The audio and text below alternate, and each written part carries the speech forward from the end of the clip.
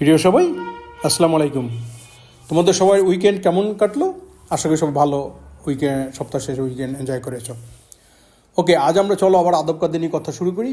আজকে আর সালামের আদব বলবো না, আজকে আদব বলবো আমি রাস্তায় চলাচলের সময় কি আদব মেনটেন করতে হবে। সকল কাজেরই কিন্তু একটা আদব আছে। রাস্তায় চলাচলের জন্য আমি আজ 2-4টি আদবের কথা উল্লেখ করি। সবসময় তোমাদের সচেতন থাকতে হবে এবং সজাগ থাকতে হবে। মনে রাখতে হবে যে আমি রাস্তা দিয়ে চলছি। রাস্তায় বিভিন্ন ধরনের যানবাহন চলাচল করে, তাই দুর্ঘটনা থেকে বাঁচার জন্য সাবধান ও সচেতন থাকতে হবে। রাস্তায় ডান পাশ দিয়ে চলতে হবে। তোমার দৃষ্টি থাকবে সামনের দিকে এবং অবনমিত নিচের দিকে। এদিক সেদিক তাকাবে না, দৃষ্টি সংযত রাখবে। রাস্তায় কারোর সাথে দেখা সাক্ষাৎ হলে অবশ্যই সালাম বিনিময় করবে। একাধিক সহপাঠী ও বন্ধুবান্ধব মিলে চলাচলের সময় অবশ্যই সংযত হয়ে চলবে। কোনো রকমের চিৎকার হইহুল্লোড় করা যাবে না। ইভটিজিং বা অন্য কাউকে উত্ত্যক্ত করা যাবে না।